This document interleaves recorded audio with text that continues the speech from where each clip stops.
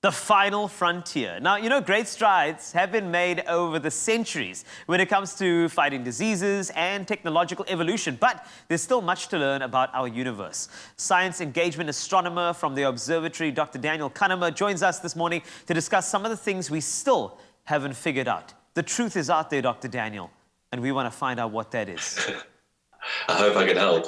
I just went full X-Files on you, I'm sorry, but I just wanted to start off with physicists.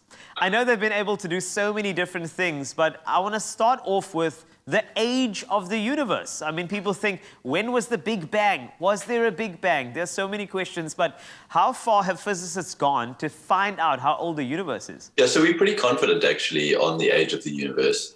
At the moment, it's about 4.4 billion years, and we have calculated that from the expansion of the universe. And obviously, just rewinding the universe, it's a little bit more complicated than that, but rewinding the universe to the Big Bang, we can work out exactly how long that's taken. 4.4 billion years. I can't even fathom that quantity of time. That's so far beyond us. But as long as we know that, it means that 4.4 billion years of development. And I mean, we know that our universe is expanding rapidly, but no one really questions why it's expanding. Where's that energy coming from for it to, take matter and build on it and expand and get bigger and bigger? So with regard to how physicists have broken that down, how is this universe getting bigger? That's an unknown. So I don't know and we don't know. The interesting thing is that for the first 5 or 6 billion years, it wasn't expanding. I mean, well, it was expanding, but it was kind of slowing in its expansion. Now, in the sort of last 8 billion years, it started to accelerate in its expansion. So then, as you say, we need some of this energy. Where's the energy coming to drive this?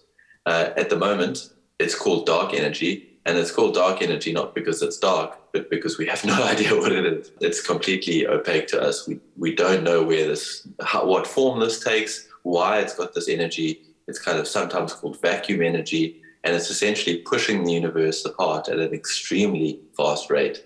And certainly one of the big unknowns for our universe. I want to go on to something else that intrigues everybody, and this is aliens. Now, I have to get nice and intense with you, Dr. Daniel Kahnemer, make eye contact with you right now, even though you're on a Zoom call. But I want to know, are we alone? Is there anything else out there?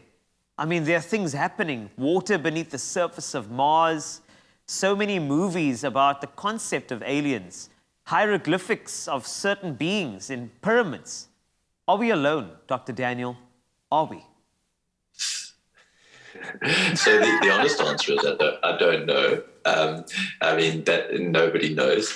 I think that the really exciting thing here is, I mean, aliens as we picture them in movies, potentially not, but the number of galaxies, stars, and planets out there is just trillions upon trillions. I mean, there are trillions of galaxies, each with hundreds of billions of stars, and each of those stars has, on average, a planet.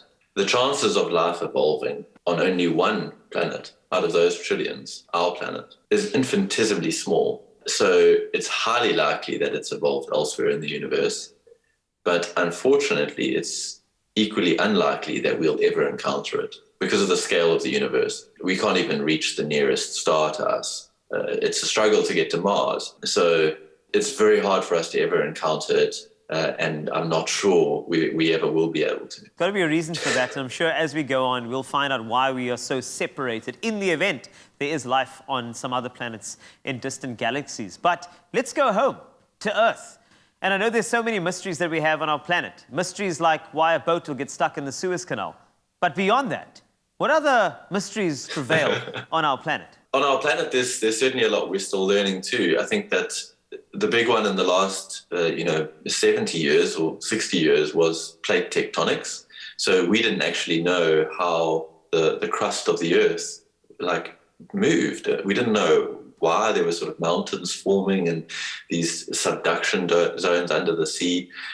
We didn't actually have a good theory for that. And that's something which is quite new. So now we understand how the surface of the Earth evolves.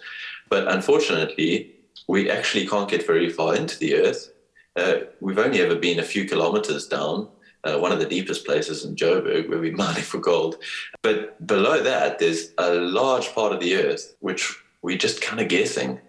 We don't really know what's under there, but these are big questions and ones which are kind of hard to answer and will be for some time. Well, when it comes to a rapidly expanding universe, it seems like our knowledge, it is growing, but is that knowledge growing fast enough to handle the rapid expansion of this beautiful universe that we live in? But that's why we trust people like you, Dr. Daniel Kanama. Your eyes are fixed on the stars as well as fixed on these mysteries down here. So we always trust you in these moments. Thank you so much for clearing things up and for expanding on the X-Files for us today right here on Expresso. We do appreciate your time. That's my pleasure, man. Yeah, I think it's super exciting. Like, you know, that's why we're scientists, because there's so much we don't know.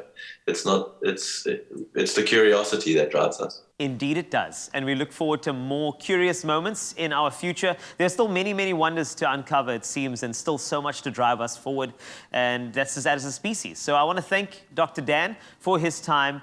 And no matter what you want to believe one thing. Dr. Daniel Kanama will give you the truth that you require in the final frontier. Have a good morning.